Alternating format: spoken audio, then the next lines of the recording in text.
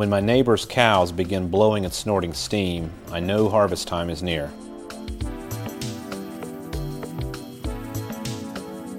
This is a very exciting time for me. It means my workload will soon be slowing down, and it means I'll soon get to see the fruits of all of my labor up close and personally. The East Coast Koi Show schedule and my own fall harvest sale influence the dates of my harvest here. I harvest a group of 17-month-old koi in September, and Tosai, more 17-month-olds and larger koi at the end of October.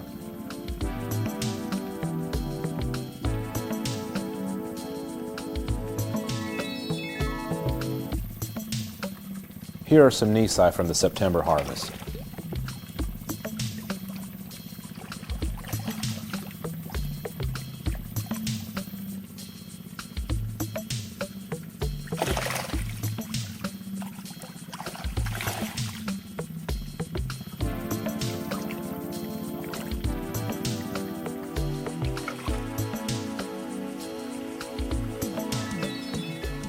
The koi are bagged up and carried right back up to the barn area where they came from just a few months ago.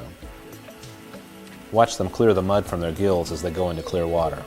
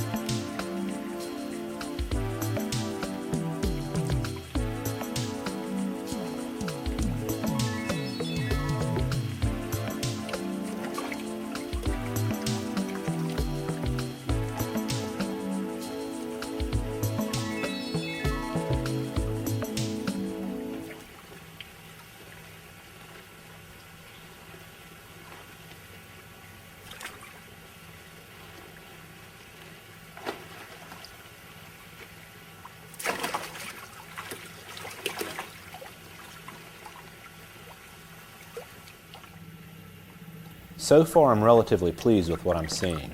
The growth is good, and the color development is good.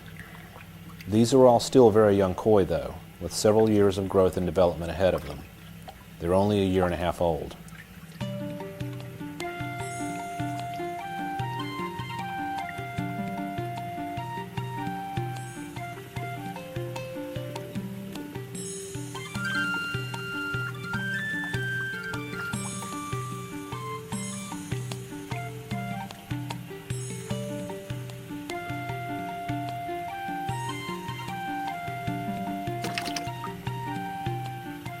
This anchor worm is a common sight on koi straight out of the mud.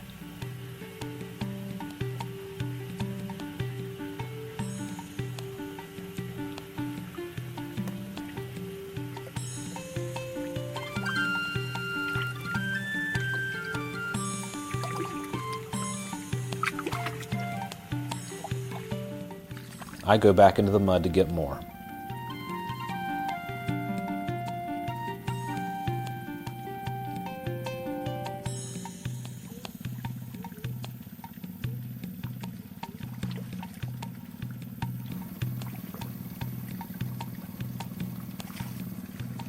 Notice the old style Showa here in the center, parked in front of a more modern style. This Ochiba is one of a group I built from scratch. No Ochiba parent was used to make it.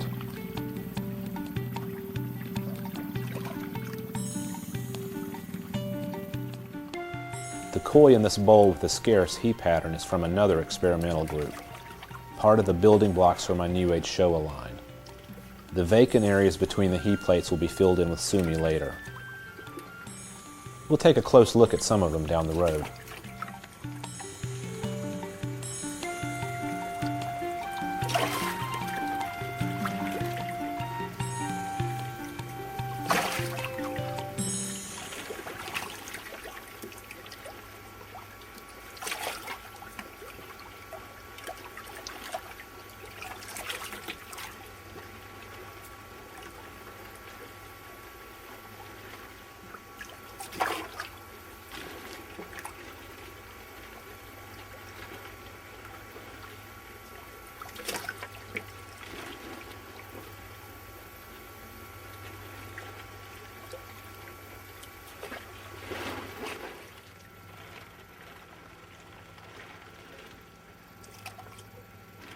These Showas are all from my traditional line.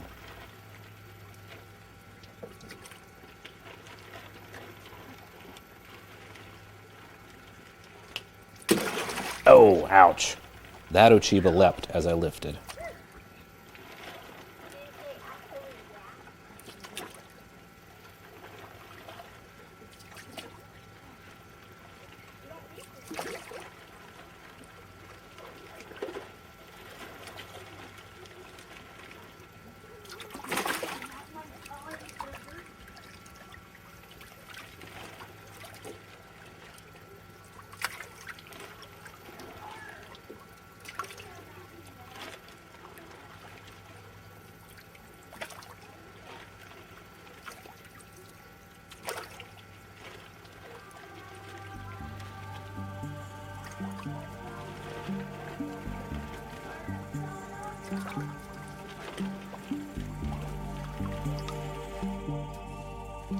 That is another experimental fish, sibling to the koi we saw earlier.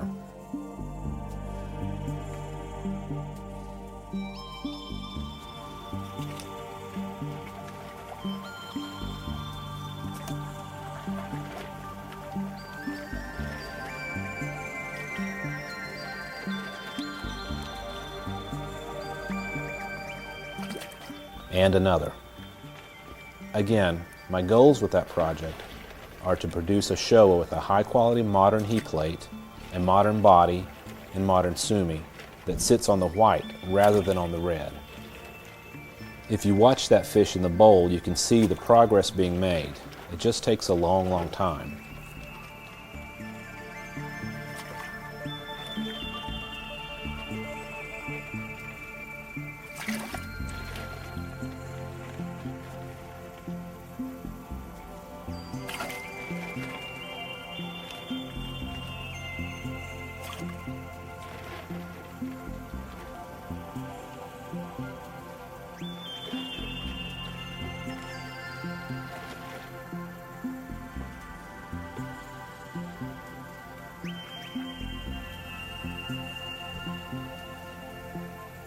The freshly harvested koi will all be treated for flukes and anchorworms today.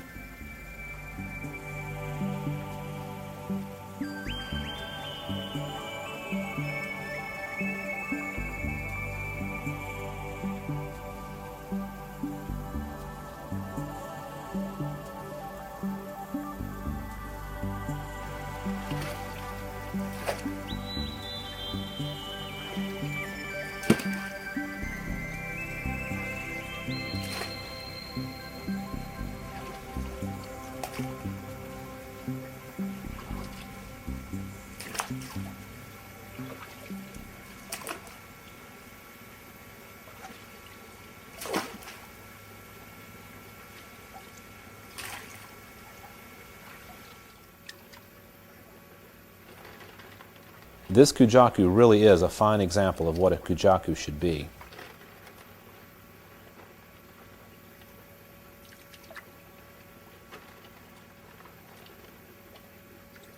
Here's another experimental koi.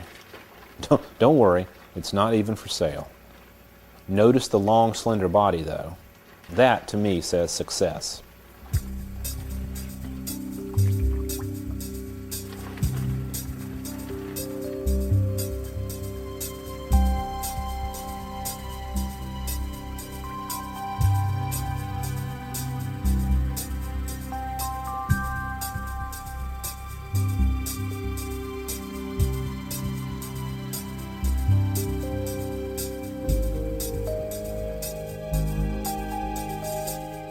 My good friend Chuck helps me measure and photograph the group. We'll also look back at how some of these koi looked as tosai.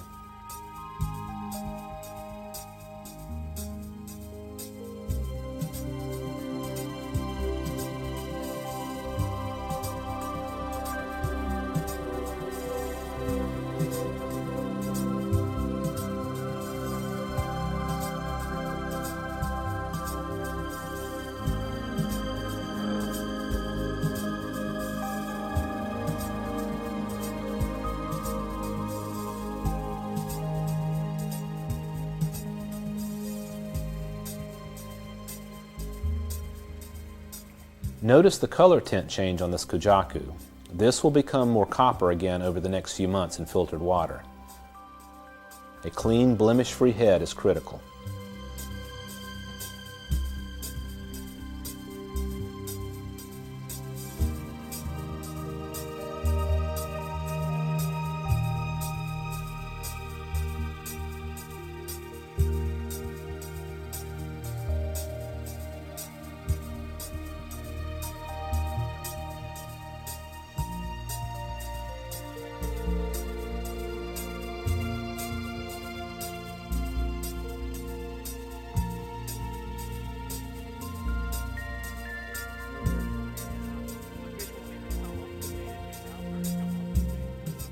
This Showa tries to jump out, but Chuck is there to intercept it. Chuck used to be a hockey goalie. Oh, good catch.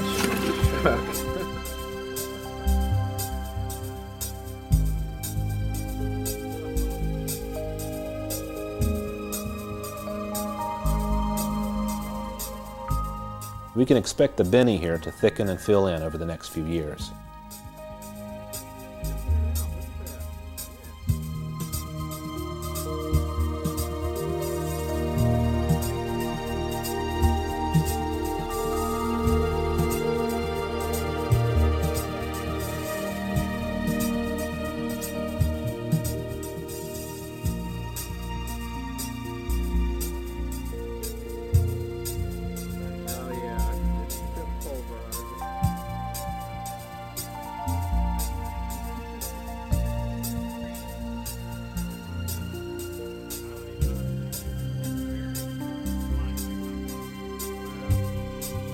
This is a nice looking tailstop.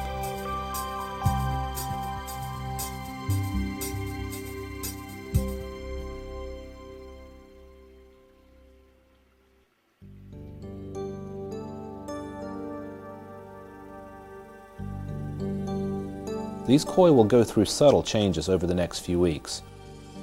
The whites will become more clean and white, and the reds and blacks will become more vibrant and thicker.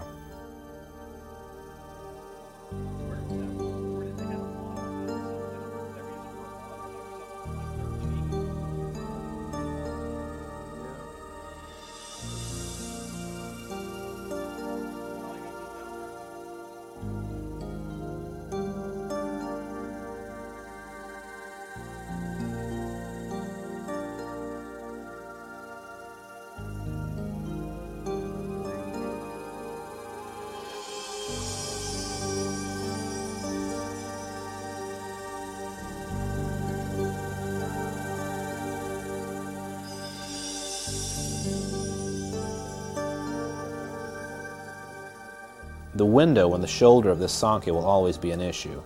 Red will emerge and fill it in some, but not enough to close the gap.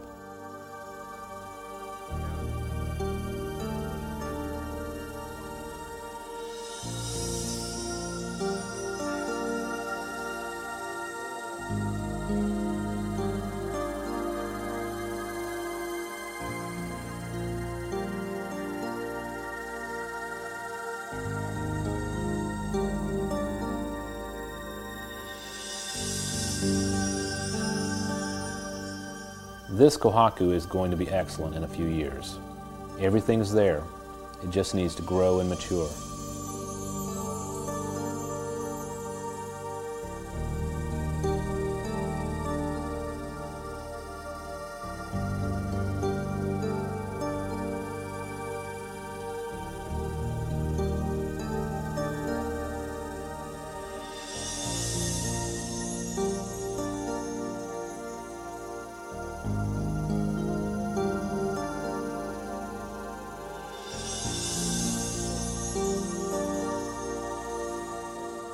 This is an interesting Sanke to watch.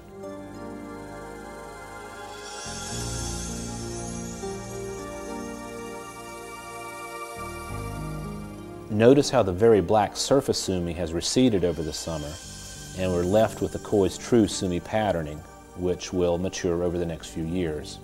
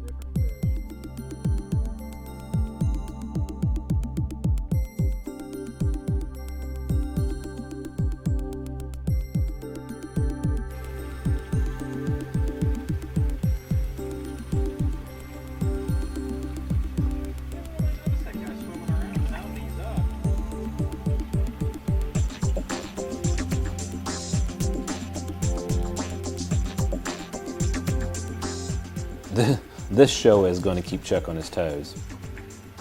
It was feisty as a tosai and still is.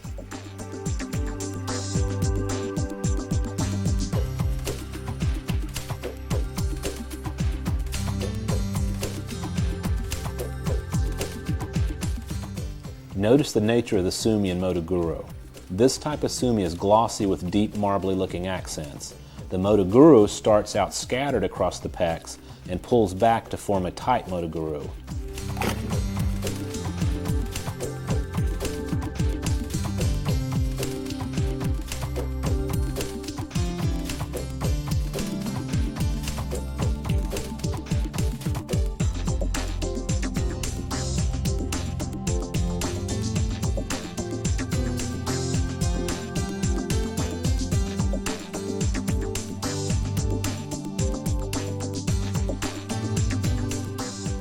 Here it is as tosai.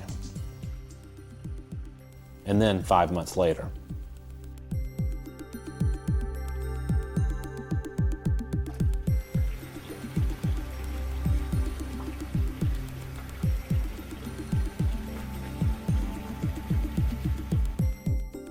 This kohaku's patterning will get better as it gets larger.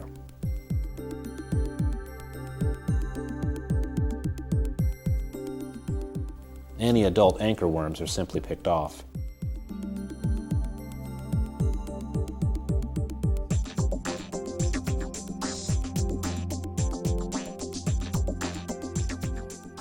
This attachment point is left alone. It'll heal on its own in a few days.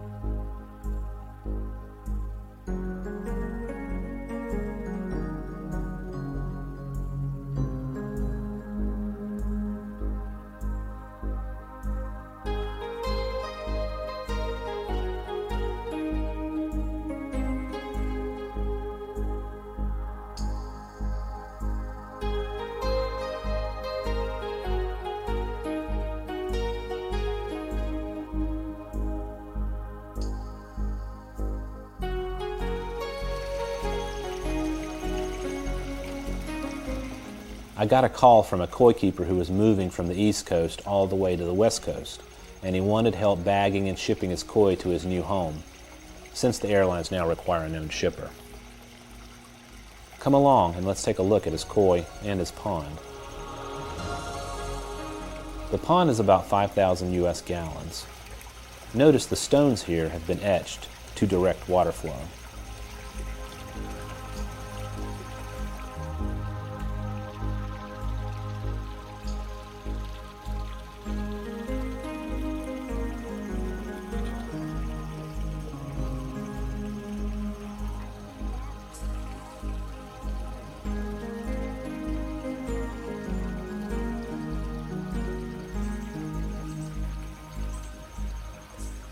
We inspected each koi before they were bagged. Right there. Oh yeah, it's healed nicely though, hasn't it?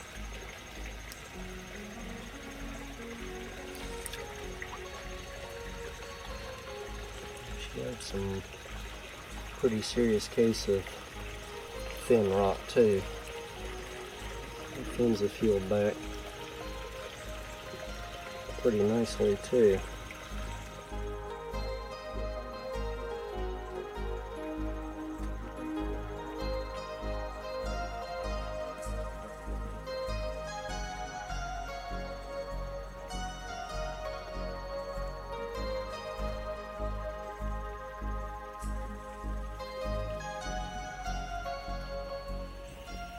This house had just been sold when I visited.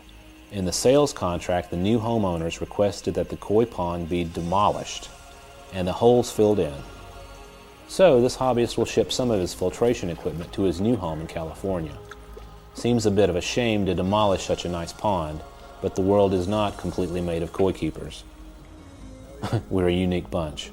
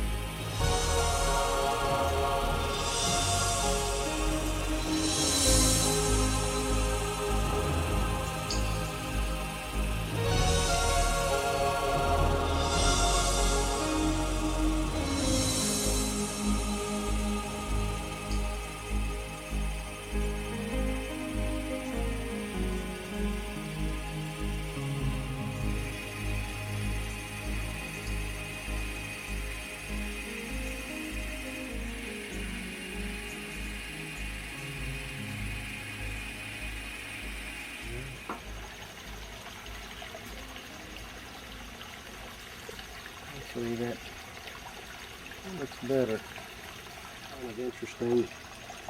There's a little spot up there on her head where the discoloration on the Yeah. the dark grate.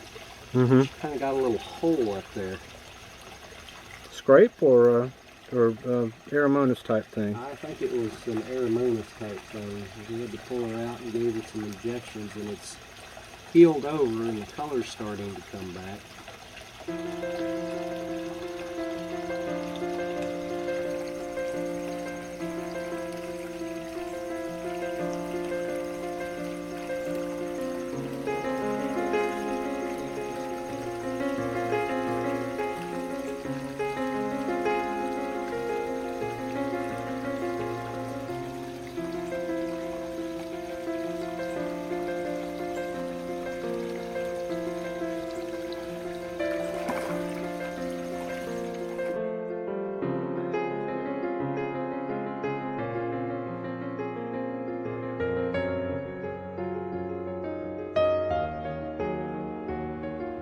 When all of the koi are bagged and boxed up, I head out for the airport.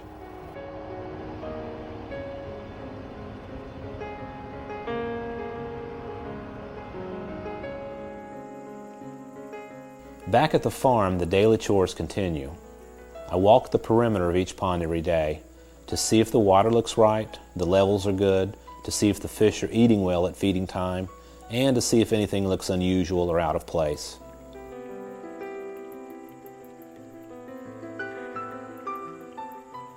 Like this 5-month-old kohaku. It really should be in the water and preferably moving.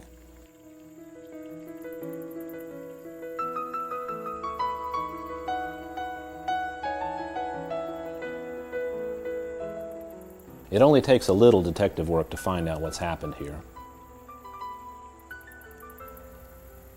It's only been dead for a few hours. It's missing scales from both sides of the body.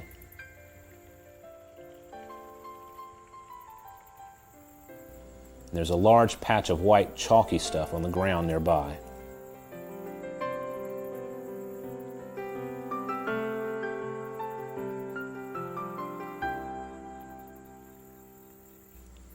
These are all signs a blue heron did this. But the pond is netted. How did it get in and back out so cleanly? Through this giant hole. What happens is at night the deer are grazing here. When one decides it's thirsty, it jumps and rips through the netting and goes down to the pond, gets a drink, and jumps back through the netting to get out. This doesn't happen too often, but this time the heron found the hole fast and went in for a meal and back out.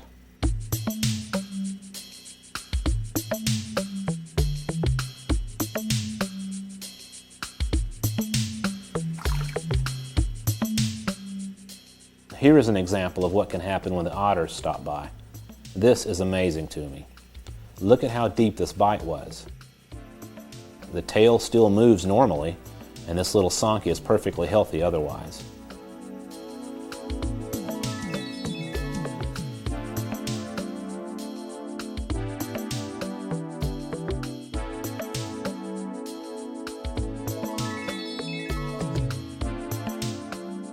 As I prepare for my fall sale, a beautiful group of white cranes circle the farm.